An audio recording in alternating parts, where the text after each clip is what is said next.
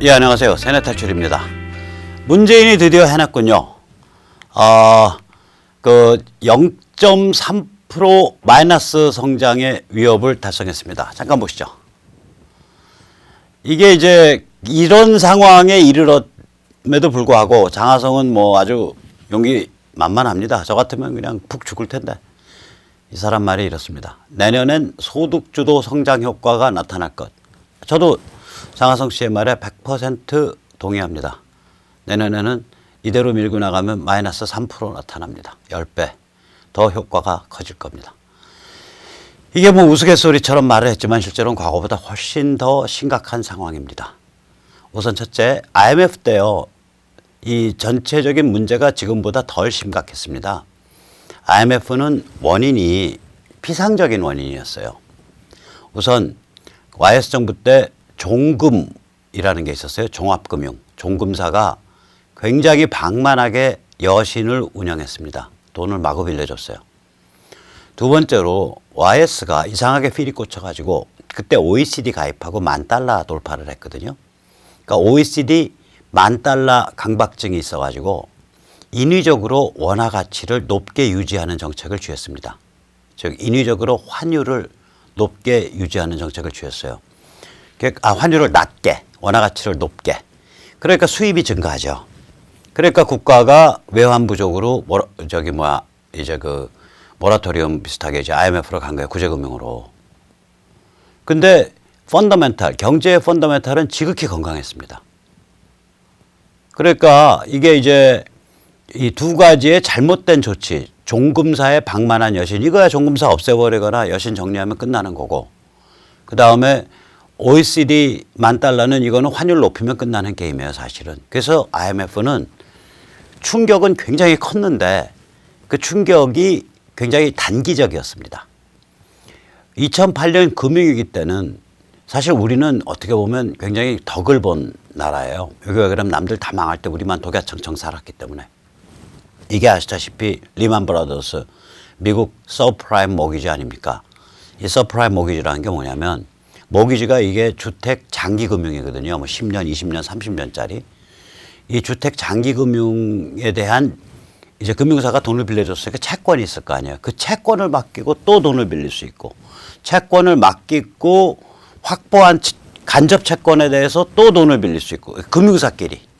그 다음에 그러면 또 그 다음엔 채권을, 그러니까 주택을 담보로 돈을 빌린 채권을 담보로 돈을 빌린 채권을 담보로 또 돈을 빌려주고, 무한하게 새끼를 친 거예요, 이게. 서프라임 모기지라는 게. 그러니까 금융 버블이 생길 거 아니에요. 전부 너도 나도 은행에서 쉽게 돈 빌려서 주택을 살 수 있으니까 막 2주택자, 3주택자 까면 딱 깡통주택이에요. 자기 고유한 걸로는 안 산 거예요. 깡통주택으로 막 사니까 주택가가 막 올라. 주택가가 올리니까 저게 주택 투자가 이게 남는 장사거든. 그러니까 너도 나도 또 돈 빌리고. 이 악순환이었었다고 이게. 이게 이런 문제였거든요. 이게 한꺼번에 퍽 터진 거 아닙니까? 근데 이게 또 중국발 경기 과열이랑 또 맞물려 있어요. 중국이 2008년도가 베이징 올림픽 아니에요. 그래가지고 2008년도에 이 미국의 주택시장만 과열된 게 아니고 그건 그 전부터 쭉 존재했던 문제고, 이 경기 자체가 과열돼서 이게 어느 정도까지 과열됐냐면 이 다 썩어가는 한 30년 된 그걸 이제 선령이라 그래요. 배선자, 연령연자. 그런 다 썩어가는 무슨 뭐 그 벌크 카고선, 화물선 이런 거 한 20억, 30억이면 사던 거를 한 100억씩 줘야 사는 거예요. 그래서 배값이 앞으로 굉장히 비싸질 거다라고 생각해서 현대상선이 무슨 짓을 했냐. 엄청나게 비싼 용선료로 앞으로 배값이 얼마나 비싸지든 상관없이 이 용선료로 계속 용선을 하겠다는 장기 계약을 맺은 거예요. 현대상선 같은 경우에는. 근데 그 다음에 이제 금융위기 오면서 배값이 퍽 꺾였거든요. 일종의 공황이니까. 그 현대상선이 그래서 작살난 거 아니에요. 그러니까 이게 우리는 근데 무슨 일이냐. 제가 이 금융위기가 왔을 때 이 세계적인 그 경제 분석가들이 전부 국내뿐 아니라 국외 사람들도 야, 이 금융위기 봐라 이거. 이게 국제적 금융위기인데 한국을 보니까 전 세계에서 무역 의존도가 제일 높은 나라 중에 하나야. 무역으로 중개무역 먹고 사는 네덜란드나 싱가포르 뭐 이런 데 빼고 나면서 자기 제조업 기반을 가진 나라 중에 무역 의존도가 한국이 제일 높네. 그러면 한국은 국제금융이 흔들렸으니까 국제시장의 동요 때문에 한국이야말로 개피 볼 거다. 다들 그렇게 2008년 말에 떠들 때 제가 주변 사람한테 이거 주식 사세요 했어요. 저는 이제 돈이 없어서 못 사고. 왜 그랬냐면 뭐가 이렇게 막 가라앉았다 내려앉았다 가라앉았다 내려앉았다 할 때는요. 제일 안정적인 거에 말뚝 박은 놈이 잘 견뎌요. 그럼 우리는 경제 구조가 이미 어떻게 되어 있냐. 세계 경제에 말뚝을 박고 거기에 딱 이 한국 경제를 붙들어 매놓은 그 상태란 말이에요. 우리는. 따라서 세계 경제가 침체하면 한국 경제도 같이 거기서 조정돼서 내려가면서 살아남고 세계 경제가 올라오면 한국 경제도 또 거기서 올라가면서 살아남고 이게 부침을 세계 경제랑 같이 한다고요, 이게. 그래서 나는 그 한국 경제 타격 안 볼 것 같은데 상대적으로 다른 나라에 비해서. 아니나 달라 한국 경제가 제일 타격을 적게 본 나라 중에 하나예요, 금융위기 때. 재정이 건전하고 이러니까. 그러니까 2008년 금융위기도 그렇고 이건 완전히 외생적 위기란 말이에요. 바깥에서 벌어진 위기고 우리는 건강했기 때문에 타격이 덜했고 IMF는 내생적 위기긴 한데 그 내생의 원인이 뭐냐 가만히 들여다보면 굉장히 두 가지 표면적인 정책에 지나지 않는 거예요. 그러니까 YS가 정책을 똥멍청이 같이 써가지고 자초한 그런 거지 경제 자체는 굉장히 건강했다고요. 당시에는. 요거는 근데 안 그래요. 일단 첫째 아주 구조적으로 우리가 인구 절벽과 고령화에 딱 부닥쳐 있습니다. 두 번째로 성장 잠재력이 고갈돼 있어요. 대한민국 경제가. 그럼 사람을 제대로 길러냈냐. 교육은 파산 상태입니다. 지금. 초, 중, 고 다 파산 상태예요. 너무 잘 아시잖아요. 학교 가서 애들 자잖아 그냥. 그러면은 그 대학에서는 애들 잘 기르냐. 대학은 완전히 개판으로 돌아가죠. 그러니까 교육이 파산 상태예요. 그럼 사람들 정신머리는 제대로 돼 있냐. 마인드도 파산 상태예요. 철학, 인문학, 사회과학, 언론, 여론 조성가들 이거 다 썩었다고.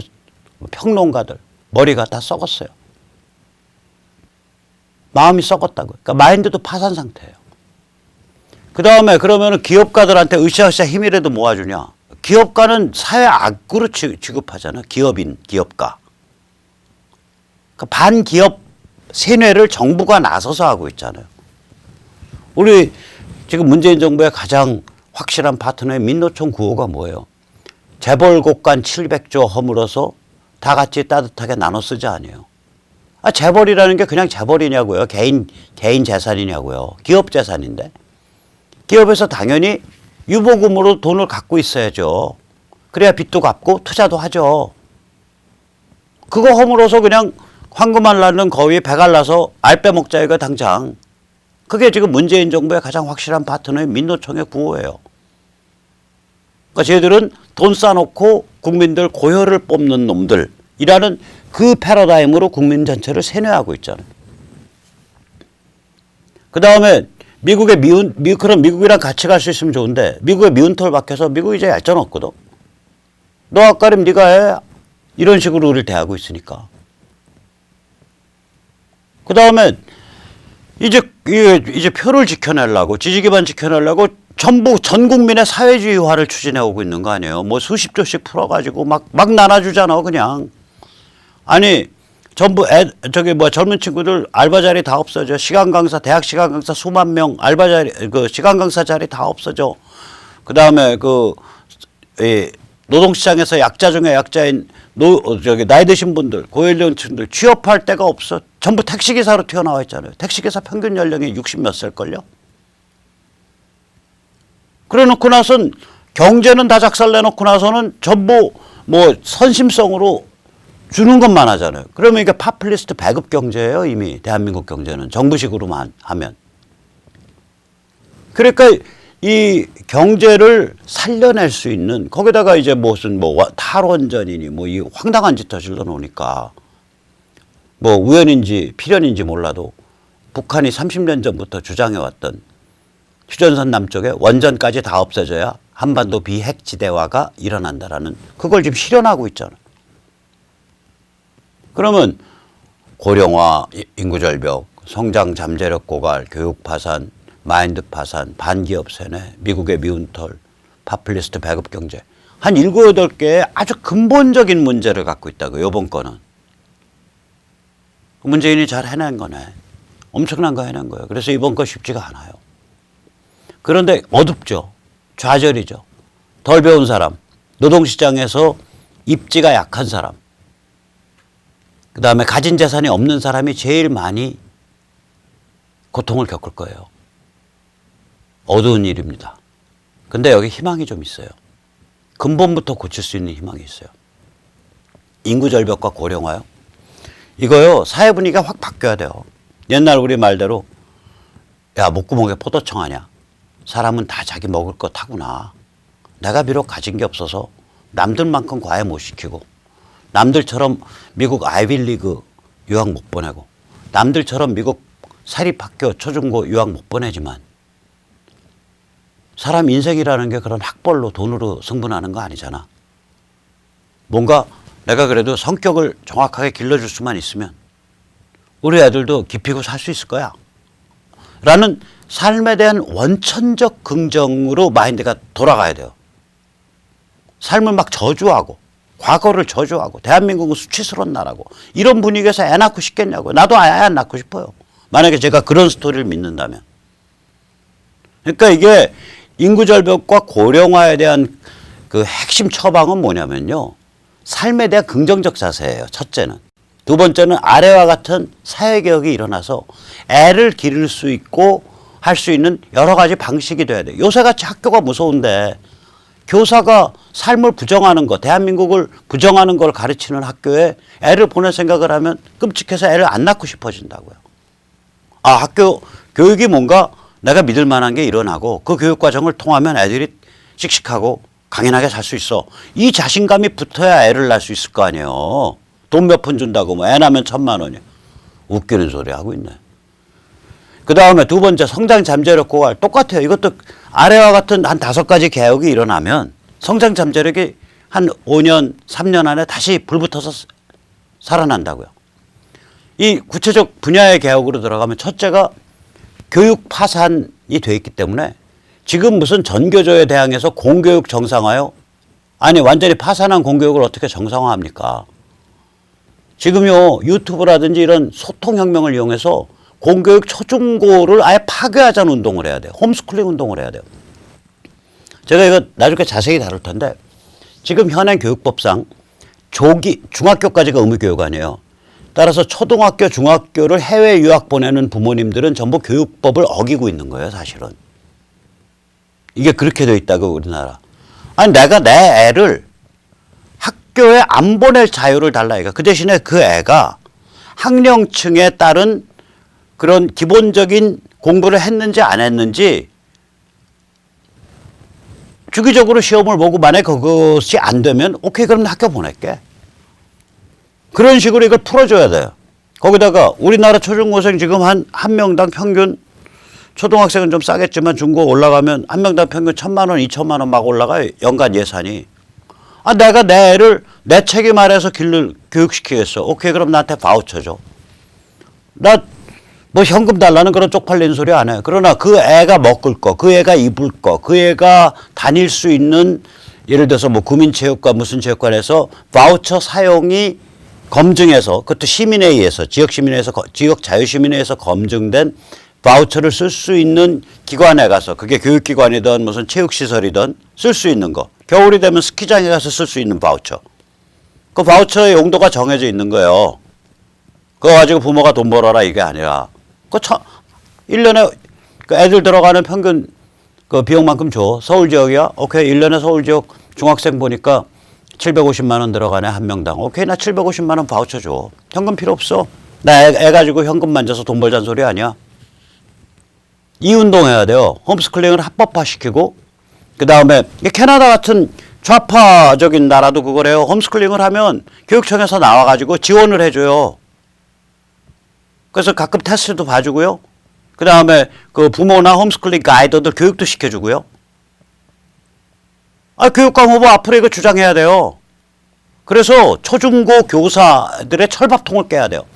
옛날에 전교조를 합법화시킨 이해찬이가 한 말 꼭 그대로 바꿔서 하면 돼. 이해찬이가 그때 전교조 합법화시키면서 한 말이 있어요.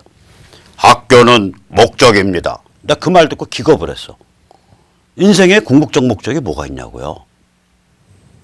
기독교인 같으면 구원일 거고, 불교인 같으면 해탈일 거고, 인생의 의미고, 인생의 충만함이고, 이거 외에 인생의 궁극적 목적이 뭐가 있냐고. 근데 시건방지게 교육부 장관 나부랭이나 하는 자가 인생의, 세상의 목적을 말해? 그냥 앞에 무엇을 위한 목적도 아니고. 학교는 목적입니다. 그 얘기 뭐냐면 앞뒤 안 재고 교사의 철밥통을 지켜주는 것이 학교라는 제도의 본령이고 그거는 신성불가침한 겁니다. 이렇게 선언한 거예요. 오케이? 그 거꾸로 해서 야, 초중고 교사 철밥통이 신성불가침이야. 웃기지 마. 초중고 공교육 망가졌잖아. 너희 다 파산했잖아. 너 이미 교육기관이 아니야, 정상적인. 그거를 원천적으로 뿌리부터 쳐버려야 돼요. 그리고 그렇게 뿌리부터 치는 움직임을 지지하는 교육감을 뽑아야 돼요. 뭐 공교육을 정상화하겠습니다. 그런 교육감 필요 없어요.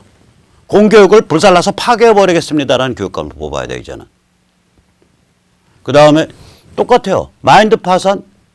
이거요, 우리가 뭐 유튜브나 이런 걸 이용을 해서 해외에 좋은 유튜브 꼭지들 많이 번역해서 보급하는 운동 일으키고 그래서 대한민국에 뛰어난 철학자가 없어? 오케이. 그럼 미국의 훌륭한 철학자, 영국의 훌륭한 철학자의 강의를 유튜브로 보게 해주면 되는 거예요. 그래서 철학자들로 하여금 쪽팔리게 만들면 되는 거예요. 대한민국의 훌륭한 인문학자가 없어? 오케이.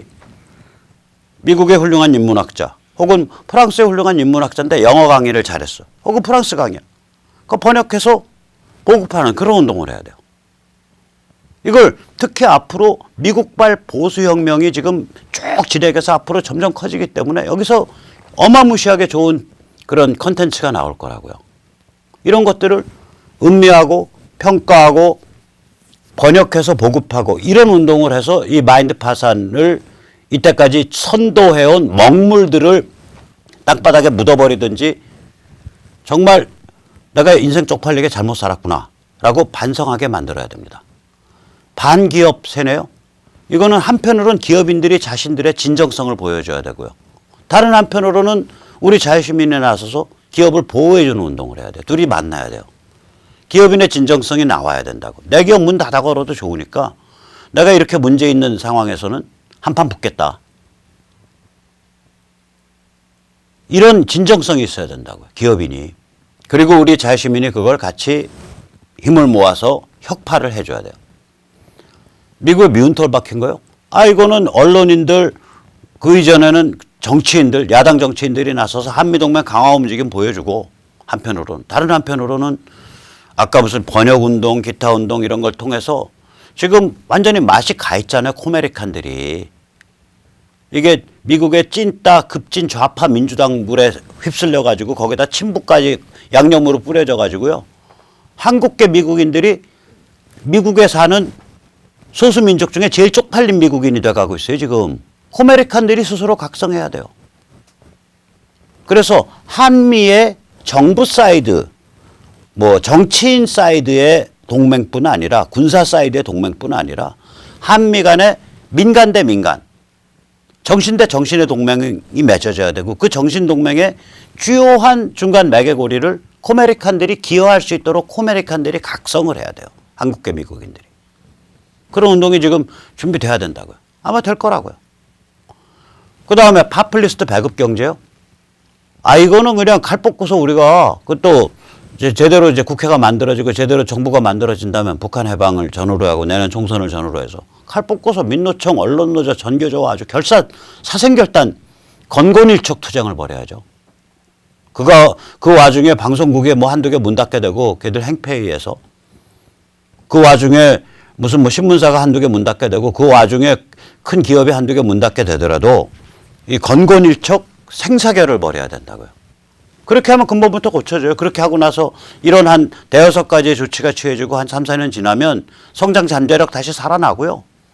마지막에 가면 이제 그런 긍정적 삶과 인생과 세상에 대해서 긍정적인 관점 및 조치들이 일어난다는 거가 사람들이 인식이 되면 내가 애를 낳는데 정부에서 학교 안 보내니까 한 700만 원, 800만 원씩 줘서 바우처 쓸 수 있어. 그래서 뜻이 맞는 내 친구들, 내 선후배들 엮여갖고 한 지역에서 아는 사람들 엮여서 한 10명짜리 초등학생부터 중3까지 공부방 만들어가지고 같이 거기서 사감으로 그냥 앉아서 애들 무슨 공부 하나 보고 그거 무슨 공부 시키고 뭐 주의해야 되나는 유튜브에 다 떠 있고 책에 다 떠 있고 그리고 교육청에서 가끔 나와서 그거 지원해주고 혹은 교육청에 무슨 그 홈스쿨링 부모를 위한 강좌 이런 거 등록해서 듣고 이런 사회가 되면 왜 애를 안 낳냐고요. 그래서 그렇게 하다 보니까 이거 대단한데 애가 그냥 명문대 쑥쑥 들어가 이렇게 되는 거거든. 혹은 뭐 대학을 적당히 나왔는데 애가 영어도 잘하고 우리말도 잘하고 수학도 잘하고 사고력도 있고 씩씩하고 그래서 기업에서 아주 잘 받아주고 취직이 잘 되네. 그렇게 애를 왜 안 낳냐고. 낳지 말라 그래도 낳지 그때는. 그래서 이런 근본적인 그 사회 분위기, 그러니까 우리 사회 문제는 뭐냐면요. 삶을 적대시해요, 얘들이. 삶에 대해서 부정적일 뿐만 아니라 대한민국에 대해서 부정적인 뿐만 아니라 삶을 적대시한다고, 적대시. 이런 분위기에서 어떻게 애를 낳냐고요. 당연히 삶에 대해서 적대적인 관념과 정서로 세뇌가 돼 있는데 애 낳기가 겁이 나죠. 애 낳는 행위 자체가 죄라고 느껴지죠. 그리고 이상하게 삶에 대해서 근본적인 믿음이 없으니까 애 A부터 Z까지를 부모인 자기가 다 책임져야 된다고 생각하는 거예요. 실제로 애 길러보면 알잖아요. 애가 나이가 들면 어머니 아버지 내 인생 내가 알아서 할 테니까 나한테 내가 선택해서 밀고 나갈 때 필요한 약간의 서포트 혹은 그 자유만 주세요. 그럼 제가 어떻게든 이거 치고받고 하면서 밀고 나갑니다. 이게 인생입니다. 애가 그 태도를 스스로 보이는데 인간이 그렇게 생긴 동물이에요. 인간이 그렇게 생긴 동물이라고요. 그러니까 그런 분위기가 돼야 애를 낳고 기를 용기가 나는 거 아니에요. 삶을 적대시하는데 애를 어떻게 낳아? 태도가 삶을 적대시하는 태도가 사회에 만연돼 있는데 본인 자신도 삶을 적대시하고 있는데 새 삶을 어떻게 만들어내냐고요. 그래서 이게 근본부터 고쳐야 되고 또 고칠 수 있습니다. 그 예를 왜 그런지 한번 다른 각도에서 말씀을 드릴게요. 니체가 말했어요. 나를 죽이지 못하는 것은 나를 강하게 만들 뿐이다. What fails to kill me only makes me stronger. 유명한 말이죠. 이게 이제 우리가 돌아가서 1948년 참 우리가 아무것도 없던 시절로 돌아가 보자고요. 5월 31일 날 제언우의 오프닝 개회식이 있었어요. 그때 이은영 의원이 직업이 목사인데 앞에 나서서 대한민국을 위한 기도를 했어요. 그중에 한 구절만 딱 읽어드릴게요. 저는 교회 안 다닙니다. 이거 워낙 유명한 기도문이라서 한번 참조 삼아서 읽어보세요. 교회 다녔던 분, 안 다니시는 분. 원치 아니한 민족의 도탄은 길면 길수록 이 땅의 악마의 권세가 확대되나 하나님의 거룩하신 영광은 이 땅에 오지 않을 수밖에 없는 줄 저희들은 생각하나이다.